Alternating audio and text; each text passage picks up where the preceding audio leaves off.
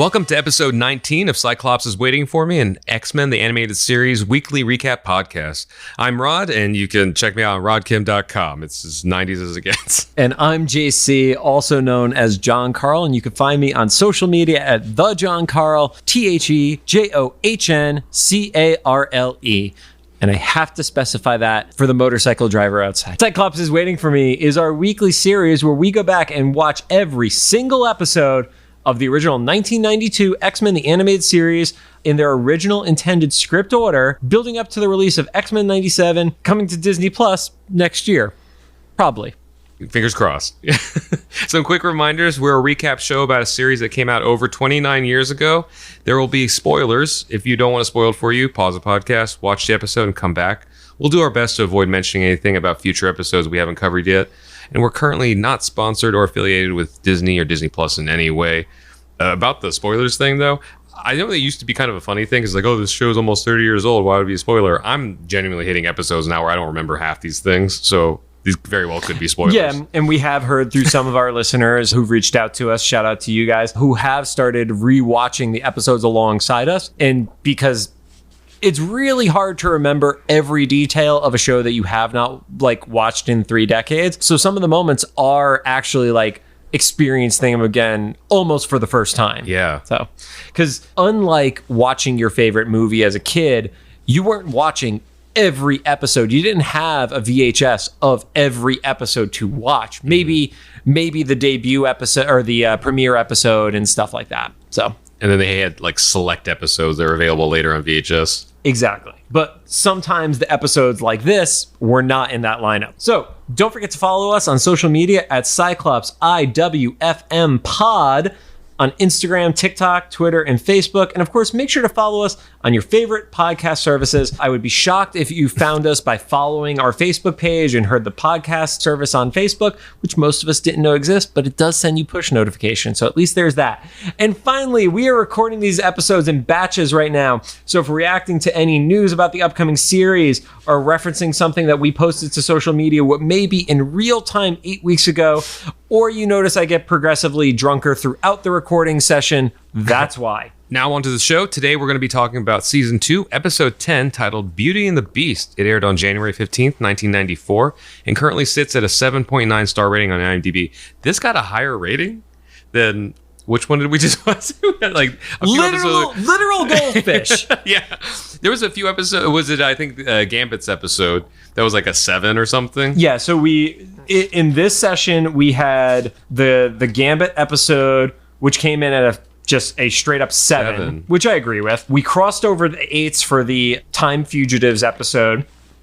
And then we had a 7.8 in A Rogue's Tale. So it's not a dramatic difference. It's just wild that it's almost a point above that, because these seem similar on par to me, these two, but we'll get into why. Belladonna's a really shitty villain. There's one person who's offended by hearing that, and most people have already forgotten about her by now. Now onto the show. Oh, wait, so we already did that. Goldfish.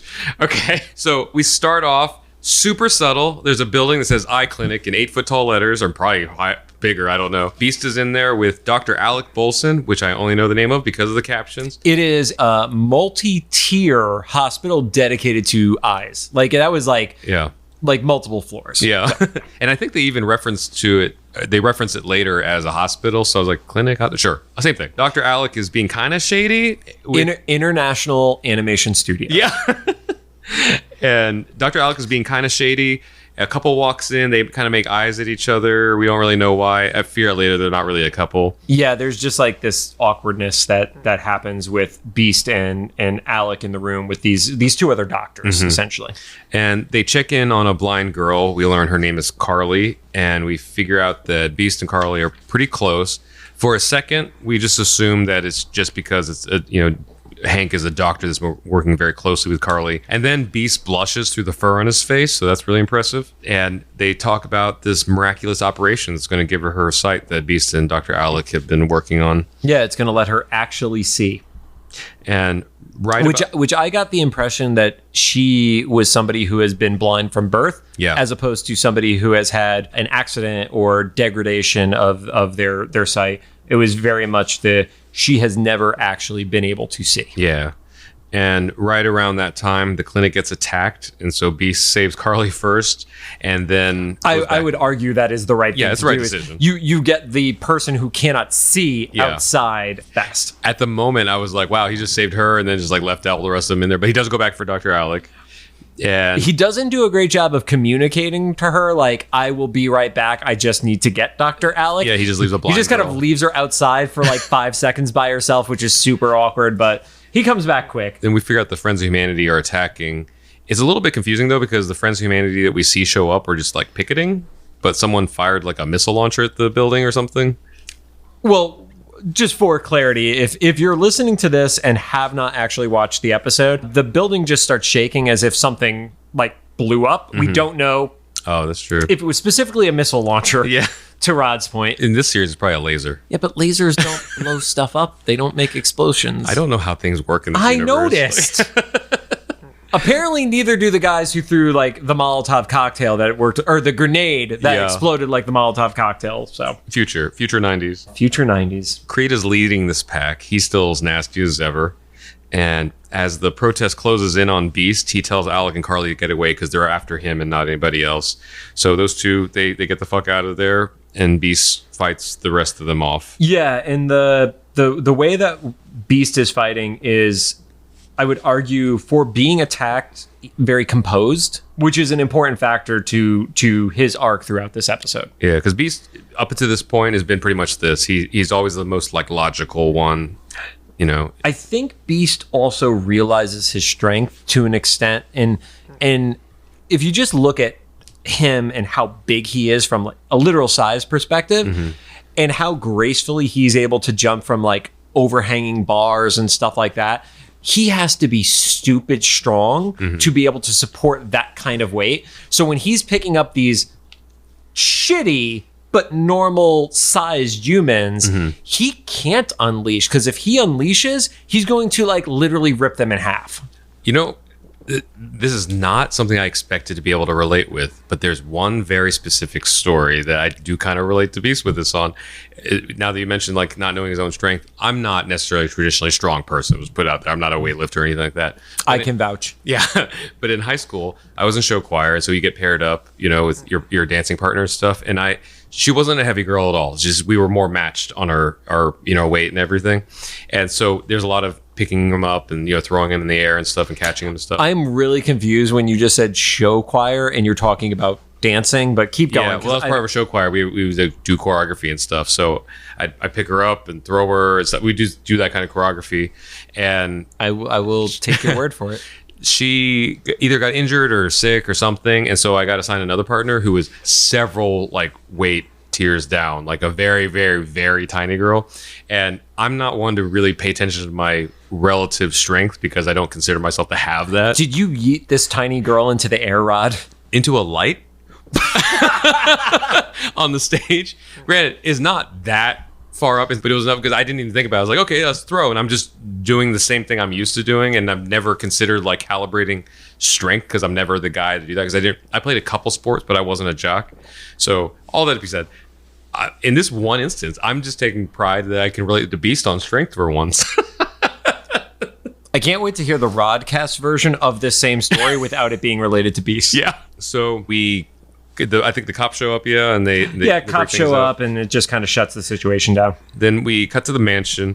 Wolverine is losing his shit because the Friends of Humanity attacked a hospital for the blind, which rightfully so. Yeah, an aspect of Wolverine which we have not seen to the fullest extent yet is the Berserker Rage. Mm-hmm. And I would say Wolverine getting as angry as he does outside of a combat situation is kind of like that first inkling of like, oh, he could really lose it. Yeah, we haven't seen him actually angry yet. No, the closest we've probably seen was in the season 1 finale where he locks himself into a room with the Sentinels by himself and is just going off and loses his shirt is probably the closest.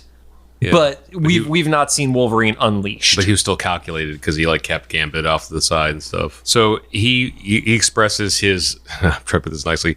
He expresses how much he wants to like kind of take care of that situation. He wants to fucking murder them, Rod. And Jean comes in and is like, hey, maybe not. because we're the X-Men. Yeah, and she reminds him kind of like the X-Men creed, which I believe he's the one that says it of, yeah, the X-Men never seek revenge. And Jean says, well, we need to figure out how to approach this delicately, which again, Wolverine essentially says, yeah, we'll respond with it delicately. And if we don't figure out soon, I'm going to kill them. Yeah, and then Jean's like, where the fuck is Professor Xavier? Which we see for the first in like literally 3 episodes. We have not seen this in the show, not our show, because we combine part 2s, and that's why 2 weeks ago was probably an hour plus episode. And we see Xavier and Magneto in the swamp, assumingly after their encounter with Amphibious. No, Barbarous. Yeah. Yeah. I'm losing the us names. Yep, and they almost immediately get caught in like a net trap. Amphibious, who you love. It's the most annoying voice. What do you want? He's supposed to be like a pseudo snake reptile guy.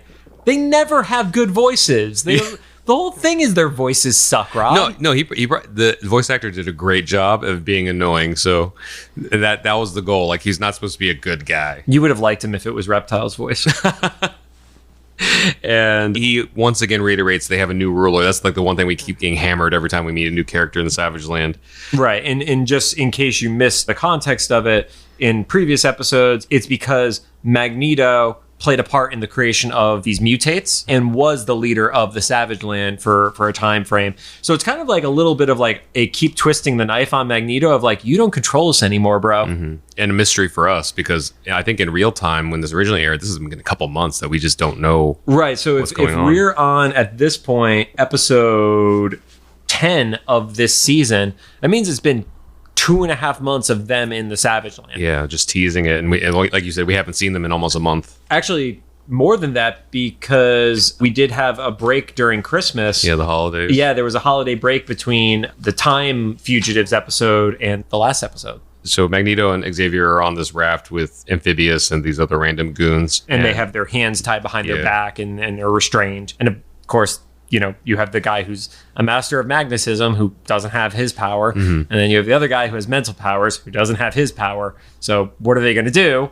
Summon bees again. So not bees, but they get lucky in that these two like dinosaur things, which I don't know if they're supposed to be like plesiosaur, like, you know, Loch Ness monster style creatures, or they're just like really violent brontosaurus. Yeah. They're kind of like amorphous dinosaurs. Or like, you know, have you seen that theory where like the Loch Ness monsters is actually just like a whale penis? So a whale penis distracts a whale penis with jaws distracts the boat, and they hop into the water, they escape to shore, they undo their restraints, and then they run away. We cut back to Wolverine. He's in street clothes. He's in an alley. It's kind of sports question, Rod. Oh no. What hat is Wolverine wearing? I did not recall at all. I noticed there was a logo, but I thought it was generic. Well, it probably felt generic because it was a letter. Okay. And it was an A. I don't remember that. So very similar to in the first season, we had somebody with a Detroit Tigers hat where it was the letter D on the hat. That would be the Oakland Athletics, and they just switched the color scheme again. I would never have guessed that. That is a baseball team. Yeah. I just want to clarify. I didn't know it was a baseball team, but also it's hilarious to me that there's a sports team called Athletics. Well, they're the Oakland A's, which is short for the Athletics. That's still hilarious. Right, but that's also like, they didn't have creative. Like, why is Tiger better than Athletics? Yeah. Okay. I mean, I hope there's another team called Sports. Don't go there. Don't go down that route. Anyway, he starts like fight clubbing and just like making a lot of noise and beating himself up. That's a really good description of it. He's like thrashing and stuff, but he's making it seem like he's getting jacked up. Not anywhere near as bad as Fight Club. Yeah. And at first, I thought he was just trying to make noise, but then you see like he's actually trying to injure himself. As much as Wolverine can injure himself.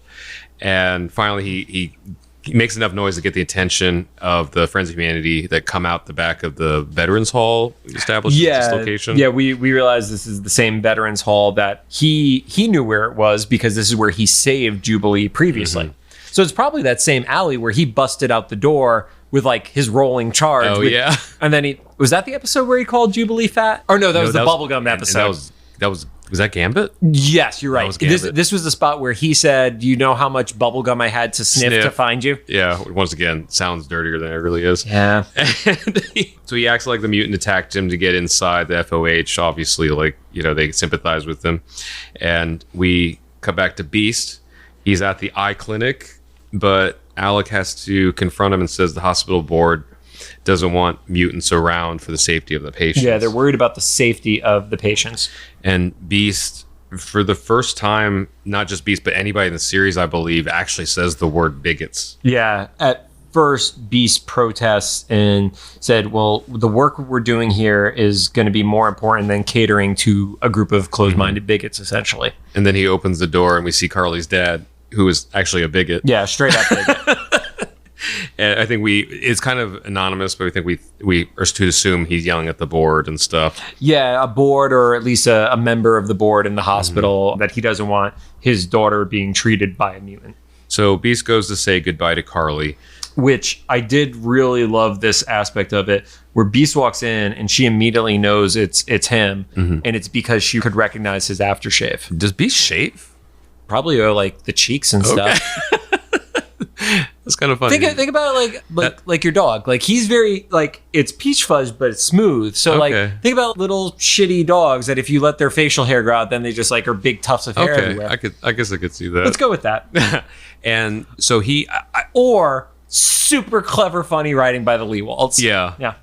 And we get the impression that Beast is getting ready to come clean that he's a mutant, but Carly is like, no, just because I'm blind doesn't mean I don't know what's going on, which is pretty hilarious. I don't know if it's just like good insight from the Leewalds, whoever wrote the episode, or they did have someone like kind of comment on this.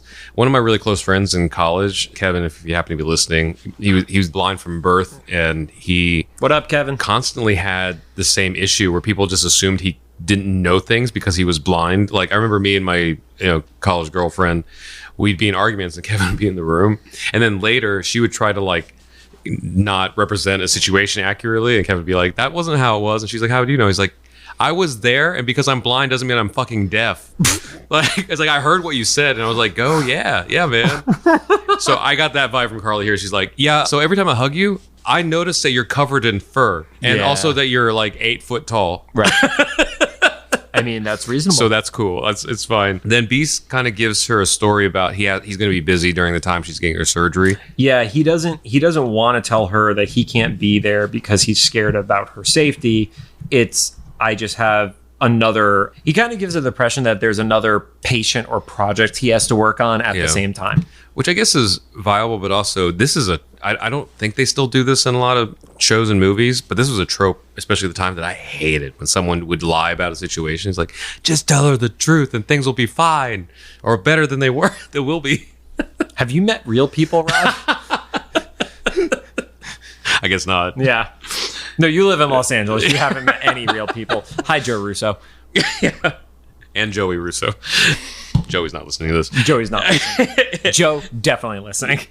So Beast doesn't want to drag out this moment, so he turns around and he starts leaving, and once he's out of earshot, Carly starts crying, and she kind of mutters under her breath that he was the one she wanted to see, which is a super sweet moment. And it's extra sad because, Beast obviously has feelings for her, but he has no idea how she actually feels at this point. And he probably just assumes that she doesn't care for him because of his, condition, or not condition, like how he looks and stuff. Right. Or just the chance of just knowing a person, you're not guaranteed to that they're going to like you just because they know you too. Yeah. So we catch up with Beast at the X Mansion. He's going through like a family photo album. Yeah, it looks like he brought his album with him, and it's pictures of him growing up over time. And I got a little bit of a vibe of what they were going for years later in X-Men First Class, where Beast is kind of like changing over time. And it's like big dude, where it's not like, it's like he had a mutation, but it wasn't as obvious. And then all of a sudden, like at one point it triggered and he starts to develop the fur over time. Like he doesn't have like the big poofy, like pointy hair and stuff like that. It got there eventually. Yeah. And this kind of answers our question from an earlier episode of like, when did Beast kind of manifest? And we get that idea as like late high school, probably. Yeah. Or at least that's the version that we vibe know. I got too. Yeah. And he proceeds to throw the photo album and it lands at like the base of the stairs. And instantly I thought he could have tripped Jean. Oh, yeah. Because she shows up trying to be nice, bringing him food. She's like, I thought you might need some snacks. I didn't connect. Okay, let's remember that because that'll connect later to this episode. Jean brings him snacks and he doesn't eat it because he's sad. But this is the first time that we see Beast like lose his shit. And yeah, it ends up they have a little bit of a conversation. She's checking on him, and he proceeds to break the mirror, which is an epic change for Beast. And he's obviously very emotional, and he breaks down and asks why he can't be normal. And he reveals there, if we were suspicious before, he flat out says that he's in love with Carly, or he has feelings for her. B says, the world was so much easier when I was just consumed with my work, and everything else is too dangerous. He doesn't have... When he was just obsessed with his work, he didn't have to worry about putting innocent people at risk because the only other people he was with were the ones who were also inherently at risk by also being mutants. Yeah. So he doesn't want to drag in like innocent people. Exactly. In the situation. And Jean, in her sage advice, says, why did you talk to her about it? Which was what I was saying earlier. No, Rod. What have I told you? And also, this is something I've learned. Even my ex-girlfriends have had better advice for me about other women I've dated than any guy in any situation. Well, they know what you fucked up in the past, too. But just they're like, listen, talk to the girl. That's actually the advice. Listen. Yeah. They're like, listen, talk to the girl. Meanwhile, my buddies are like, yo, man, like get some NFTs or some bullshit like that. I don't know, something. Buy her a ring. Yeah. Oh, yeah, get engaged. That'll fix things. Anyway. Healthy relationships. So Jean gives Beast good advice. She's like, why don't you communicate?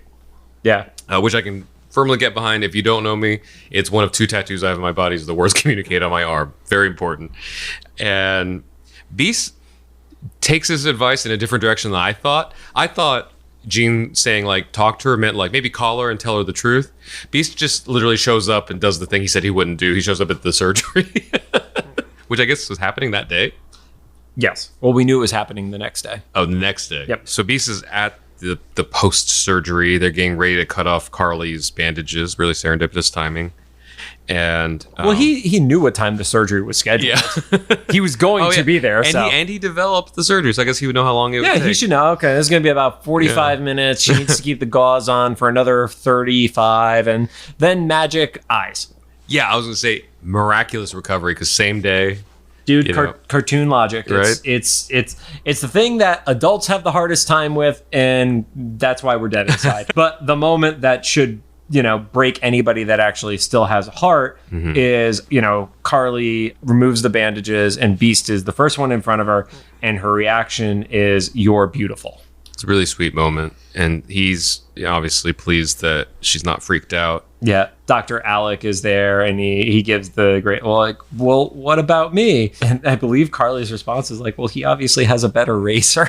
That's a great Full House moment. It's a very Full House moment. It's a very wholesome moment. Yeah. Which unfortunately gets interrupted by bigoted dad coming back in, which shit dad for not being there as the gauze is being removed, but then proceeds to freak out and scream at Beast, calling him a disgusting mistake of nature. So real chill guy. And yeah, so he's super angry. Beast. And at that point is when Dr. Alec actually steps up too, saying if it wasn't for Hank, your daughter would not be seen. He essentially gives the credit of, I couldn't have done this alone. Yeah, without his help. And then Beast leaves with a quote that you were really connecting to. Yeah, it was cool because we saw Beast return to like his logic, and he's just calmly tells Carly's dad, like, let's leave this as a day of joy. Carly can see you again. And he quietly leaves. He's in the hallway. Dr. Alec goes to try to talk to him. He's like, no, you should stay or whatever. And Beast is like, no, I should go. And he's like, but can you give this to Carly for me? He takes out like a very stereotypical cartoon gift box. and gives it to Dr. Alec. And just as soon as that happens, we hear like blasts and explosions or fights or something. Yeah, there's a commotion that pops up, and they run back into the room, and you see that the dad is knocked out, the nurse is knocked down, and there's "For Humanity" written across the wall. So it's very clear at this point the Friends of Humanity have attacked again. Very efficient. This happened very quickly for so much stuff to happen. Dude, they jumped through. I'd imagine this is where they were on the first floor, not the second floor room that they jumped out of in the earlier part of the episode. And we come back from commercial, and Beast wakes up Carly's dad by throwing a bucket of water on his face. Which is the second time this has happened in this recording session. Yeah, Carly's dad's still blaming Beast. I still don't agree with Carly's dad being bigoted, but I understand why he's upset, because he just got knocked out and then woken up by water. So we cut over to the Friends of Humanity Veterans Hall location or whatever. Let's just, out of respect to veterans, let's just refer this moving forward as the Friends of Humanity headquarters. I feel bad associating veterans with the location of these trash bags. So Friends of Humanity, like not the mansion headquarters. Yes, the public headquarters. Yeah. And Wolverine is talking to Creed, and he introduces himself as John Logan. Right. And this is the first time we've heard an alias for Wolverine. It's just kind of interesting that they would choose to use a part of his real name. Wolverine, not the same as Batman when he disguises himself. Batman, way more creative secret identity. My name is John Batman. Oh, is it? Well, now I need to look up what the fucking name is, Rod. Batman, secret, or no, it's not secret identity. Oh, I was to say like Bruce Wayne. No, Batman disguise name. Oh, Matches Malone. I was not aware of that. That is something that he created when he needed to like pose as a common criminal. Oh, okay. So what's ironic is established at this time within the comics, within Madripoor, which everybody now knows about because one, Falcon and Winter Soldier, two, because they said it once in Moon Knight and everybody automatically thinks that means Moon Knight is tied to Falcon and Winter Soldier. It's like, it's a fucking world. That's like me saying Chicago. Yeah. But anyway, Wolverine does have an alternate persona, and that persona's name is Patch. So if you ever see images of Wolverine, and usually it's a white tuxedo jacket and then a single eye patch over one eye, that is his alternate persona. Was there an action figure of that? I believe so. Back in the day? That just triggered a memory I didn't remember I had. That's what I'm good at. I'm good at triggering. I am great at triggering people. And not memories, just people. And Creed and John Logan just basically talk shit about mutants for a while. You know, Wolverine's trying to gain Creed's trust. Right. And Wolverine is basically trying to get Creed to confirm just the level of how much of a piece of shit he is. He gets him to say, like, what are we going to do? You know, exterminate them like the rats they are. And the closest thing that Creed will give him as a response is like, well, I wouldn't ever say it in public. And I did very exaggerated hand motions as I said that. Pretty sure the Creed in the show did the same thing though, because of the animation. Without winking at the camera, he winked at the camera. Yeah. And then we have this like really cool Wolverine using his head moment where he goes, Creed, I knew somebody named Creed like 20 years ago in the coal mines of Kentucky. And Creed kind of, his armor shows like a little bit of a kink in it for a second. And he goes, no, I was in Canada 20 years ago. Yeah. And confirmed. Yeah. And then Wolverine does the aside that only works in TV or stage and such, where he goes, yeah, so was I. Yeah, it's like, well, he could clearly still hear you. Yeah, you are definitely within earshot of this man, that you were the only one in the room with him. So he definitely could hear you. Again, we give concessions for creative content. Cartoon logic, yeah. I mean, that's like playwright logic. That's not even specific to cartoons. And so Beast radios into the war room and finds out from the car. Yeah. Which you called it like a walkie-talkie. It looked like a walkie-talkie because around the time when this came out, so this was early 94. This was this was written in 93. I don't remember having a car phone in a vehicle that like a family member or even a friend of the family at that point. I think that was just like high-end business, right? That would have like a car phone, satellite phone or something. Well, I would remember at one point in the 90s, when you had a car phone installed in your car, it was literally installed in your car. Like they literally were like drilling into your center console to install this thing. It was more invasive than putting a new stereo in. It actually was, because you had to like literally make holes in your car. I only ever saw it on TV. I wasn't rolling like that. But yeah, so Beast communicates with Jubilee to find out. Cyclops, and Jean to find out the location of where she ran into the Friends of Humanity. He lets them know that that's where Carly has been taken. And as they're about to leave the war room, Wolverine, with impeccable timing, who's calling from another walkie-talkie within a closet. Yeah. Yeah, he's literally like behind Whispering. jackets and stuff like that. And he says that he's there and that he needs them to bring a portable Cerebro projector with an old buddy's file disk. Dun, dun, dun. And meanwhile, Creed is interrogating Carly, because this is how evil this dude is. He's interrogating a girl, to his knowledge, probably still thinks is blind. Or at the very least was literally in the hospital a couple hours ago. Yeah, just because her doctor was a mutant. Yeah.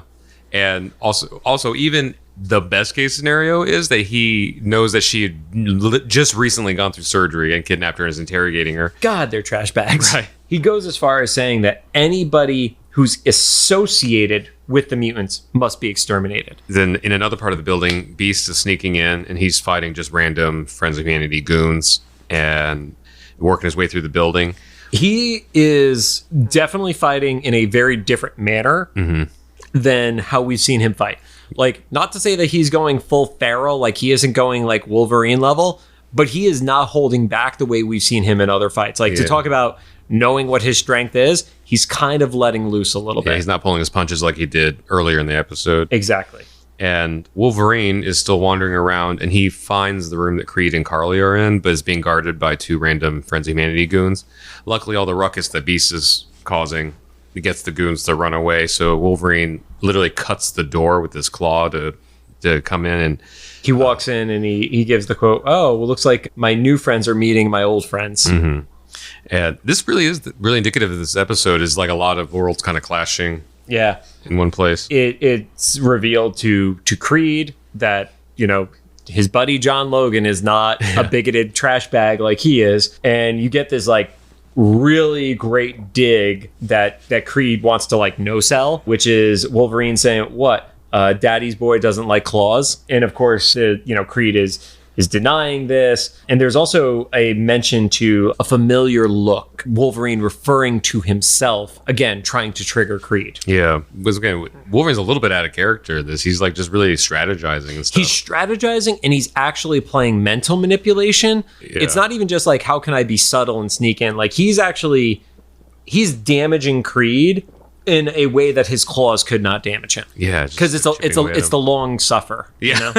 The long suffer. Yeah. It's a depressing like book title. I'm never going to write it. Somebody else can take that. So they fight. Wolverine frees Carly.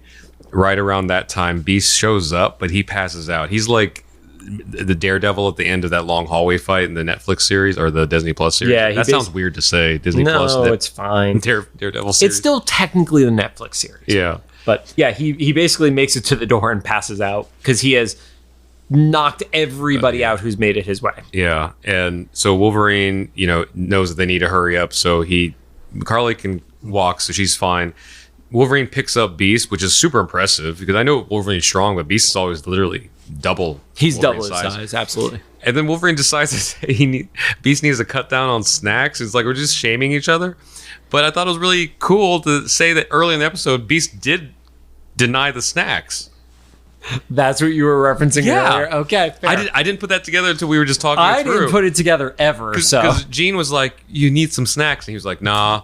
And then later on, Wolverine's like, you need to cut down on snacks. But Beast is not conscious to tell him, like, I did deny the snacks earlier. I don't know why that's important. It's a random thing to come full circle in a single episode. So they're walking out, and there's like a little bit of like a somber version of the music staying. I mean, Rod, you're the music guy, so I'm sure you picked up on that. And they get surrounded. And Wolverine basically says, bring it on, Joy Boys. Specifically use the phrase Joy Boys. And if I'm going to go down, I'm going to take a bunch of you with me. Yeah. So weirdly enough, we both have context of Joy Boys Because I heard that and I instantly thought it was going to be something like 90s offensive that you can't say anymore. Joy Boys was an improv radio show out of Washington, D.C. from like the 50s or 60s. So you just call them like comedians or something? I think that was what I got out of it. Yeah. Yeah, like in the context, because it was like, oh, that's a weird choice of words, but it's like, you guys are a bunch of jokers. Yeah.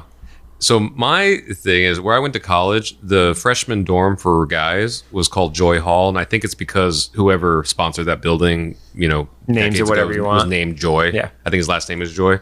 And so all of us who lived in that building were called the Joy Boys.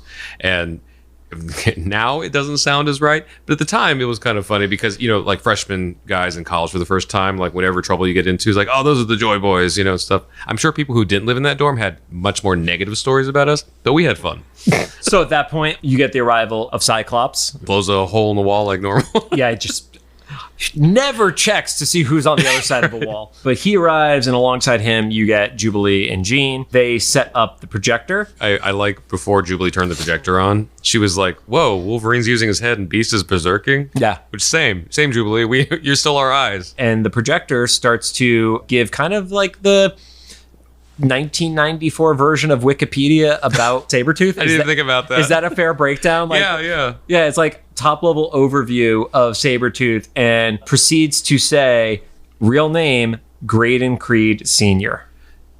I didn't remember the senior part, so it's like, oh, okay, so the Creed we know's full name, I guess, is also Graydon Creed, so that makes it like more. Yeah, they specifically dropped Senior in there, which proceeds to make Creed freak out because he's like, the most anti-mutant, but he literally shares blood with the mutant. Yeah, so he's like totally freaking out. You start to see body language out of the Friends of Humanity who are around him.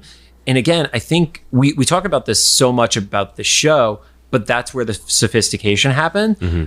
How many shows can you remember from that era where somebody would have said something and it wouldn't have only been communicated in body language with their distrust of Creed? Yeah. Like they would have hit you over the head of how obvious, where 6 or 7 of those Friends of Humanity would have said why they don't trust him anymore. Yeah. You would have heard, oh, he's probably a mutant too. But the show refused to talk down to us at that point. Yeah. And that's why, I've looked back at certain cartoons that I have really fond memories of, and then I watch them and I can only watch for like 5 minutes because they don't age for somebody who's grown up. You know who that was for me? It was Captain Planet.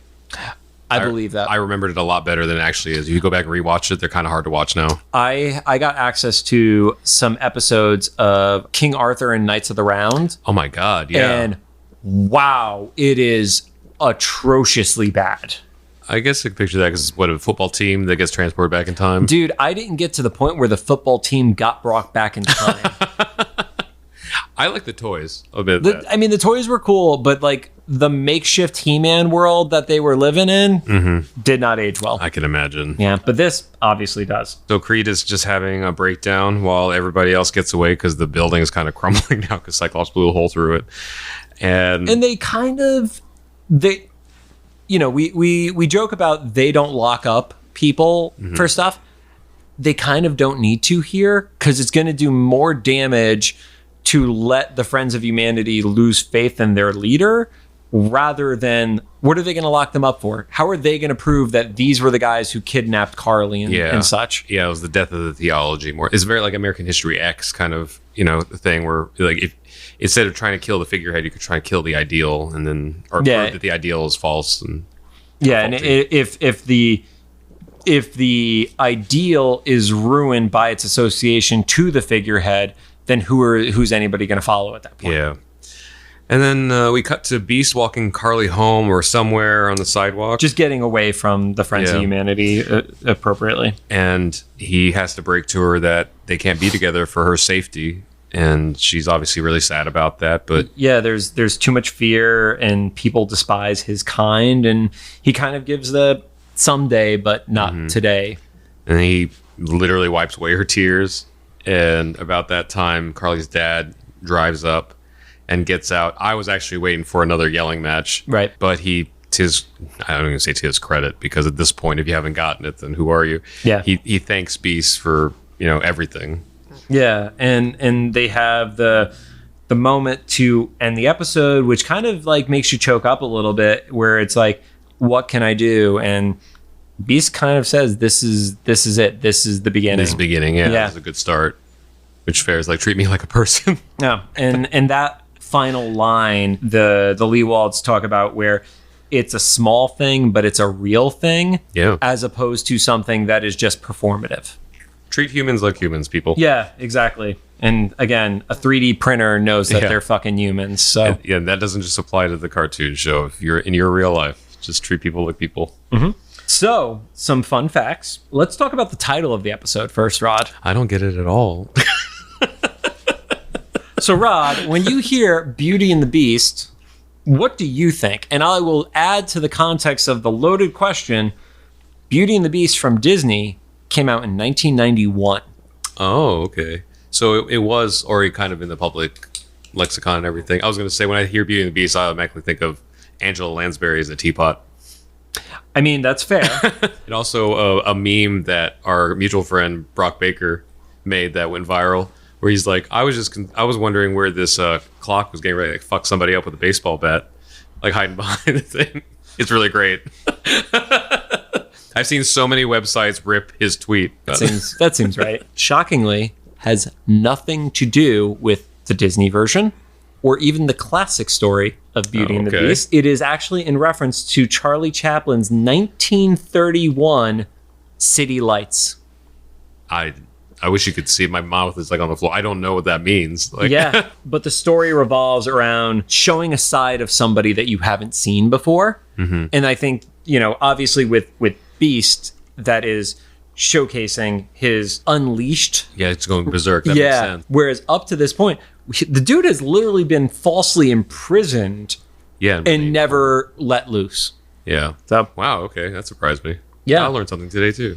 And one of the reasons why this story works so well for Beast is, we've talked about this, especially in reference to the Morlocks, where you have the mutants who could pass in everyday life. On the main team, Gambit wears his armor everywhere. Yeah.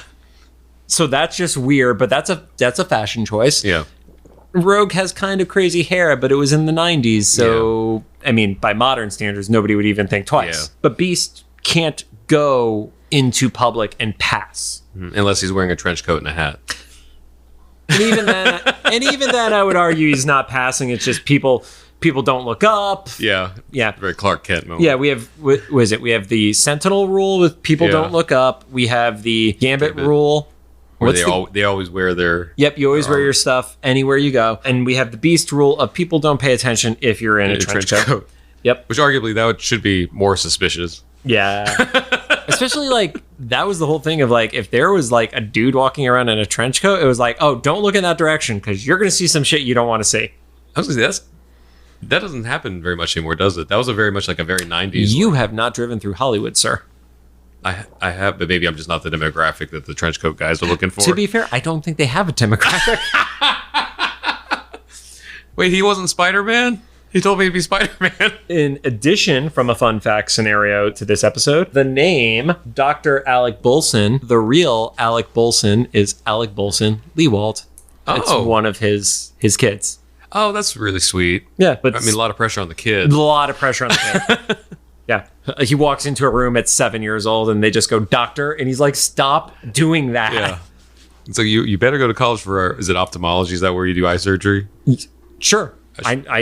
Let's eye clinic doctor, whatever that is. Oh, I love that. I love that a cartoon from, here's the thing. We could probably tweet them and ask what he does for a living right now at this point. He's like, it's not an eye clinic doctor. Please leave me alone. Stop asking me. You nerds won't leave me alone. But then the final fun fact about names. Remember how a few episodes ago, I asked you if the name Creed meant anything? Oh, yeah. Yeah. So in the show, they switched Sabretooth's name to be Graydon Creed Sr. In the comics, his name is Victor Creed. Okay. And the reason for that was so there was no ambiguity to the fact that it was a father-son relationship.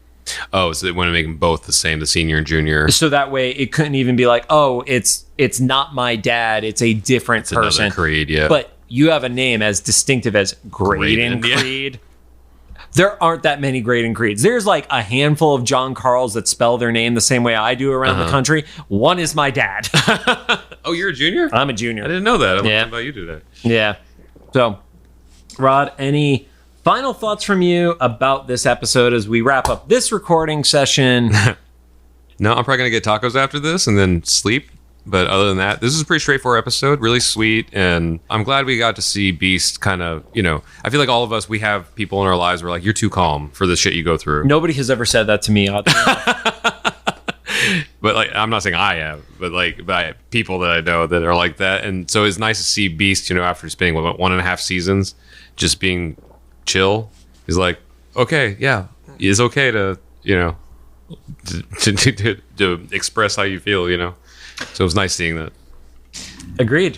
So, thank you guys for joining us. And if you have any thoughts, feedback, comments, please make sure to drop them into either the comments for the YouTube upload of this, the official Instagram post, the subsequent reel that Rob will make sure is awkward as hell. And if you liked what you heard, we'd appreciate a rating on the podcast app of your choosing. You can find us on Apple Podcasts, Anchor, Spotify, Google Podcasts, and CastBox. And like Rod said, treat humans well. Don't be shitty to each other, because otherwise we're going to blow up your shitty headquarters. We're not going to blow up anybody's headquarters. For legal reasons. Yeah, we are not actually blowing up headquarters. But Cyclops might. Cyclops totally will.